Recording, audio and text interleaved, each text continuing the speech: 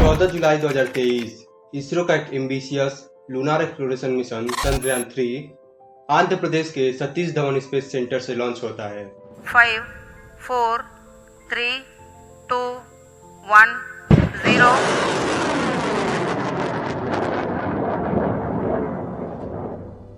इसका मुख्य उद्देश्य था चंद्रमा के सरफेस पे सेफ और सॉफ्ट लैंडिंग करना, जो कि चंद्रयान 2 नहीं कर पाया था, और दूसरा उसके सरफेस पे एक्सपेरिमेंट परफॉर्म करना ताकि मून के कंपोजिशन को और अच्छे से समझा जा सके।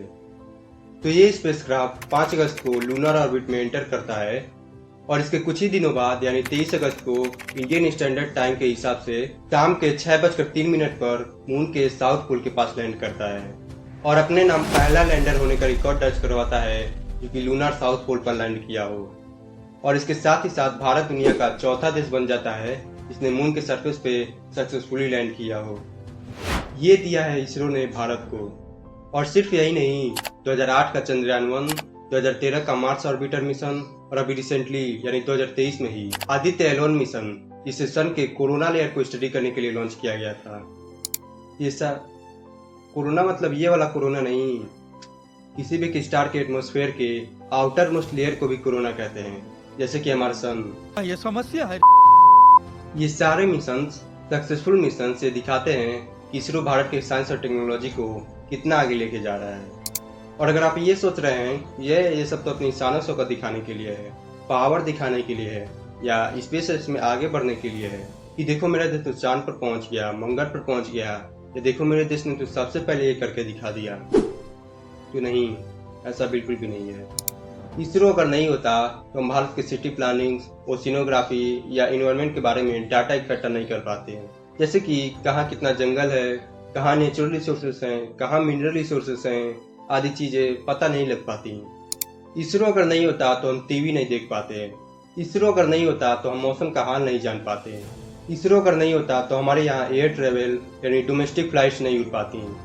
और एक बार तो 1999 में कारगिल युद्ध के दौरान यूएस ने हमें जीपीएस का डेटा देने से मना कर दिया था, जो कि अगर होता तो हमारी बहुत मदद हो सकती थी।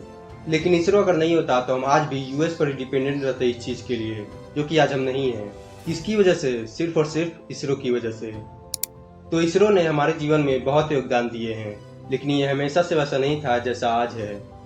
आपने ये तस्वीर कभी न कभी तो जरूर देखी होगी, जिसमें साइंटिस्ट मिसाइल्स के पार्ट्स को साइकिल पर लाद कर ले जा रहे हैं। और मुझे लगता है कि ऐसा इंस्पिरेशनल दृश्य इंडिया के अलावा और कहीं नहीं देखा जा सकता है। और इसरो ने वहां से शुरुआत करके आज अपने आप को इतना समृद्ध बनाया है।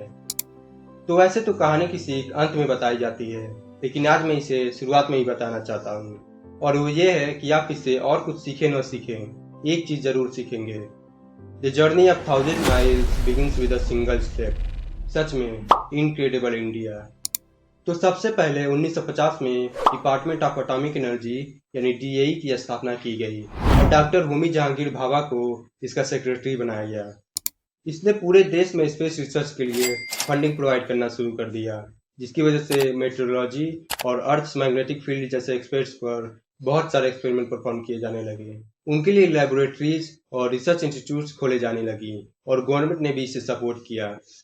इसके कुछ साल बाद आया 1957। ये वही साल था जब सोवियत यूनियन ने दुनिया की सबसे पहली आर्टिफिशियल सैटेलाइट यानी स्पुतनिक 1 सक्सेसफुली लॉन्च करके पूरी दुनिया के लिए स्पेस एक्सप्लोरेशन के सारे दरवाजे खोल दिए। तो साल 1962 में डॉक्टर विक्रम साराभाई के सुझाव पर प्राइम मिनिस्टर जवाहरलाल नेहरू ने एक कमेटी सेटअप की, जो कि था Indian national committee for space research यानी इनकोस्पार। और जैसा कि इसके नाम में ही है, इसे स्पेस रिसर्च की फील्ड में भारत को आगे बढ़ाने के लिए खोला गया था। तो इसकी जर्नी का पहला स्टेप उठाया गया 1963 में थम्बा इक्वेटोरियल रॉकेट लॉन्चिंग स्टेशन से, जहां भारत का पहला साउंडिंग रॉकेट लॉन्च किया गया था। ये फोटो भी वहीं की है, उस पहले लॉन्च की। इसने इंडियन स्पेस प्रोग्राम के नींव को रख दिया था, जो कि आगे चलकर इसरो का स्वरूप लेने वाली थी। और इसके बाद कई सारे रॉकेट्स और लॉन्च किए गए और साथ में साथ उनमें डेवलपमेंट भी होती गई। और इन सब के बाद 15 अगस्त 1969 को फाइनली इसरो की स्थापना हुई, जिसने इनकोस्पार को रिप्लेस कर दिया और इसकी सारी जिम्मेदारियां ले ली स्पेस टेक्नोलॉजी को डेवलप करने की। इसके पहले चेयरमैन भी विक्रम साराभाई ही थे। तो इसके लगभग 3 साल बाद यानी 1972 में एक अलग से मिनिस्ट्री बना दी गई इसके लिए, जो कि था डिपार्टमेंट ऑफ स्पेस। और उसे इसके अंतर्गत ला दिया गया। और कुछ ही इस तरह इसरो पूरा संगठित हुआ जैसा कि वह आज है। और शायद आपको ये तो पता होगा कि उसी समय यूएस और सोवियत यूनियन के बीच स्पेस रेस में आगे निकलने की होड़ लगी हुई थी, जिसकी वजह से दोनों संगठनों ने इस पर अंधाधुंध पैसा उड़ाया था। लेकिन इसरो के साथ ऐसा नहीं था। इसके फर्स्ट चेयरमैन विक्रम साराभाई ने 1969 में कहा था, हमारा कोई इरादा नहीं है इकोनॉमिकली एडवांस नेशन के साथ कम्पीट करने का, चाहे वो मून और अदर प्लैनेट्स का एक्सप्लोरेशन हो या फिर मैन्ड स्पेस फ्लाइट्स। हम बस यही चाहते हैं कि देश और उसकी कम्युनिटी में एक मीनिंगफुल रोल निभा पाएं।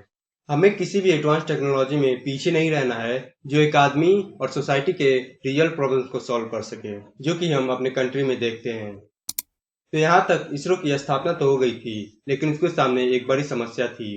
इसरो के पास कोई भी ऐसा लॉन्च व्हीकल नहीं था जो सैटेलाइट्स को अर्थ के ऑर्बिट में पहुंचा सके।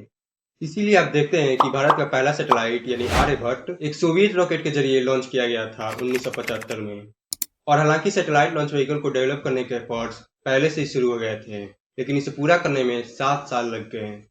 और एसएलवी यानी सैटेलाइट लॉन्च व्हीकल का पहला परीक्षण 1979 में किया गया, जो कि अनसक्सेसफुल था, लेकिन इसके दूसरे प्रयास में यह सक्सेसफुल हो गया।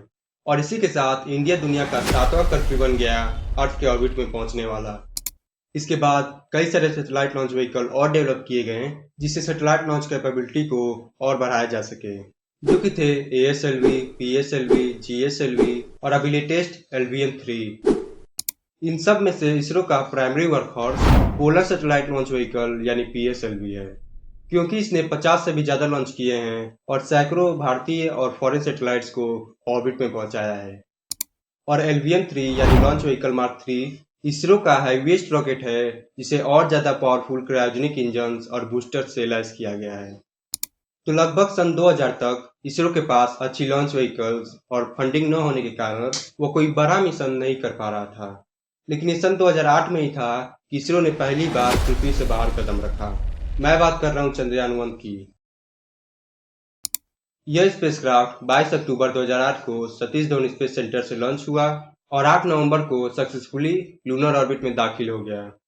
यह वहां 312 दिनों तक कार्यरत रहा और लूनर सरफेस का सर्वे किया, जिससे कि उसके केमिकल कैरेक्टरिस्टिक्स और 3 डायमेंशन टोपोग्राफी का कंप्लीट मैप तैयार हो सके। इसके बाद लॉन्च किया गया चंद्रयान-2 2019 में। इसका ऑब्जेक्टिव था मून के साउथ पोल पर सॉफ्ट लैंडिंग करना, जिससे कि प्रज्ञान रोवर वहां पर एक्सपेरिमेंट परफॉर्म कर सके। हालांकि यह मिशन फेल हो गया जब उसकी सरफेस पर लैंड करने से पहले ही इसरो से उसका कम्युनिकेशन टूट गया। तो इसी चीज को एक बार फिर से ट्राई करने के लिए लॉन्च किया गया चंद्रयान-3, जो कि चंद्रयान-2 के लगभग 4 साल बाद ही जुलाई 2023 में लॉन्च कर दिया गया। तो इसकी सक्सेसफुल लैंडिंग के बाद इसरो पहला स्पेस एजेंसी बन गया जिसने लूनर साउथ पोल पे लैंड किया हो। और ऐसे ही कई और रिकॉर्ड भी बनाए हैं इसरो ने, जैसे कि मंगलयान। इस मिशन के तहत इंडिया ऐसा पहला देश बना जो अपने पहले ही अटेम्प्ट में मार्स के ऑर्बिट में पहुंच गया। और ऐसा उसने इतने कम पैसों में करके दिखा दिया कि एक रिकॉर्ड ही बन गया, जो कि था सिर्फ और सिर्फ $74 मिलियन। मार्स ऑर्बिटर मिशन या मंगलयान 24 सितंबर 2014 को मार्स के ऑर्बिट में पहुंचा, जिसने 5 साइंटिफिक इंस्ट्रूमेंट कैरी किए थे अलग अलग चीजों का पता करने के लिए। तो चांद और मंगल तक अपने पैर पसारने के बाद इसरो वहीं पर नहीं रुका, बल्कि अभी पिछले साल ही आदित्य L1 स्पेसक्राफ्ट को सूर्य के पास भेजा उसके सोलर कोरोना को स्टडी करने के लिए। इसे 2 सितंबर 2023 को लॉन्च किया गया था, जो कि 6 जनवरी 2024 को सक्सेसफुली अपनी निर्धारित जगह पर पहुंच गया। ये सारे कुछ बड़े अचीवमेंट्स थे जो कि इसरो ने हासिल किए थे और इंडिया को स्पेस रेस में आगे रखा था। और इन सारी चीज़ों के अलावा इसरो ने कुछ ऐसी भी चीज़ें करी हैं जो हमारे डेली लाइफ में बहुत ज़रूरी थे और बहुत काम आते हैं। और आई एम श्योर आप इन चीज़ों के बारे में नहीं जानते होंगे। और इनमें से पहला है the Indian remote sensing satellites और द IRS सीरीज सैटेलाइट्स। ये इंडिया की अर्थ ऑब्जर्वेशन सैटेलाइट्स हैं जो इंडियन एजेंसीज के लिए ऑप्टिकल, रडार और इलेक्ट्रॉनिक विजुअल ऑब्जर्वेशन के डेटा को कलेक्ट करती हैं और साथ में सिटी प्लानिंग, ओशिनोग्राफी और इन्वायरमेंटल स्टडीज भी करती हैं। अगर साफ साफ शब्दों में कहा जाए तो ये कहाँ कितना जंगल है, कहाँ मिनरल रिसोर्सेस हैं, कहाँ का लैंड स्ट्रक्चर कैसा है आदि चीजें पता करती हैं। दूसरा है इंडियन नेशनल सैटेलाइट सिस्टम या द इनसैट सीरीज सैटेलाइट्स। ये इंडिया की टेलीकम्युनिकेशन सैटेलाइट्स हैं जो इसरो द्वारा लॉन्च की गई हैं टेलीकम्युनिकेशंस, ब्रॉडकास्टिंग, मीटेरोलॉजी और सर्च एंड रेस्क्यू नीड्स के लिए। जैसे कि अगर ये नहीं रहेंगे तो न्यूज गैदरिंग नहीं हो पाएगी, वेदर फोरकास्टिंग नहीं हो पाएगी, और तो और आप टीवी भी नहीं देख पाएंगे। और ये सैटेलाइट्स इंडियन आर्म फोर्सेस द्वारा भी यूज की जाती हैं सर्च एंड रेस्क्यू ऑपरेशंस के लिए। तीसरा है GPS aided geo augmented navigation या the Gagan satellite navigation system. Bharat की मिनिस्ट्री ऑफ सिविल एविएशन, यानी जो कमर्शियल फ्लाइट्स होती हैं जिनमें आम नागरिक ट्रेवल करते हैं, उसने डिसाइड किया कि भारत के पास अपना satellite based regional GPS documentation system होना चाहिए, जिससे कि नेविगेशन, सर्विलेंस और air traffic management commercial flights के लिए किया जा सके। और ये किया भी गया, क्योंकि इसी की वजह से तो इंडिया में कमर्शियल फ्लाइट्स ऑपरेट हो पाती हैं। और चौथा है नेविगेशन विद इंडियन कॉन्स्टिलेशन, यानी नाविक सैटेलाइट सिस्टम। ये एक independent regional navigation satellite system है जो कि इसरो द्वारा डेवलप किया गया था। इसको डिजाइन किया गया था पोजीशन की एक्यूरेट इंफॉर्मेशन देने के लिए इंडिया के सभी यूजर्स को, जैसे कि जीपीएस होता है ना, वैसे ही। इसको डेवलप इसलिए किया गया क्योंकि 1999 की कारगिल की लड़ाई में यूएसए ने जीपीएस के डेटा को देने से मना कर दिया था, जो कि इंडिया के बहुत काम आ सकती थी। इसलिए गवर्नमेंट ने सोचा कि इमरजेंसी आने पर हम दूसरों पर डिपेंडेंट नहीं रह सकते, और इस प्रोजेक्ट को मई 2006 में अप्रूव कर दिया। तो ये थे इसरो के कुछ प्रोजेक्ट्स जो हमारे डेली लाइफ और गवर्नमेंट के बहुत काम आते हैं। तो आज इसरो दुनिया के टॉप स्पेस एजेंसीज में से एक है और उसने स्पेस एक्सप्लोरेशन में अपना बहुत योगदान दिया है। और आगे आने वाले कुछ सालों में इसरो के कुछ और एम्बिशियस प्रोजेक्ट्स हैं जो इंडिया को और ज़्यादा टेक्नोलॉजिकली एडवांस और पावरफुल नेशन बनाने वाले हैं। जैसे कि ISRO heavy lift launch vehicle HLV और super heavy lift launch vehicle यानी SHLV को डेवलप करना चाहता है, जिससे कि up to 100 ton heavy loads को भी ऑर्बिट तक पहुंचाया जा सके। और सिर्फ हैवी लिफ्ट ही नहीं, बल्कि रीयूजेबल लॉन्च व्हीकल को बनाने की तैयारी भी इसरो कर रहा है। अभी 2023 में ही इसके 2 टेस्ट हुए हैं और सफल भी रहे हैं। तो ये तो हो गई लॉन्च व्हीकल की बात कि आगे कौन कौन सी लॉन्च व्हीकल डेवलप होने वाली है। अभी कुछ एक्स्ट्रा टेरेस्ट्रियल स्पेसक्राफ्ट को भी भेजने की तैयारी चल रही है, जैसे कि चंद्रयान 4, वीनस ऑर्बिटर मिशन और मार्स ऑर्बिटर मिशन 2 यानी मंगलयान 2। ये सारे प्रोजेक्ट आने वाले कुछ ही सालों में लॉन्च हो सकते हैं, जो कि इसरो को और ऊंचाइयों पर ले जाएगा। और इसके साथ ही साथ इसरो ने 2040 तक एस्ट्रोनॉट्स को चांद पर उतारने का भी लक्ष्य रखा है, और 2035 तक अर्थ ऑर्बिटिंग स्पेस स्टेशन का भी। तो ये सब इसरो के कुछ फ्यूचर प्रोजेक्ट्स हैं जो इंडियन स्पेस टेक्नोलॉजी को आगे ले जाने की क्षमता तो रखते हैं, लेकिन उन्हें कर पाना बहुत मुश्किल है। तो ये देखने वाली बात होगी कि इसरो कहाँ तक अपनी महत्वाकांक्षाओं पर खरा उतरता है। लेकिन आगे चाहे जो भी हो, इसरो के साइंटिस्ट जितना करते हैं देश के लिए, और इतने कम पैसों में जो जो करके दिखाया है ना उन्होंने, उसके लिए ये तो बनता है। सुजलां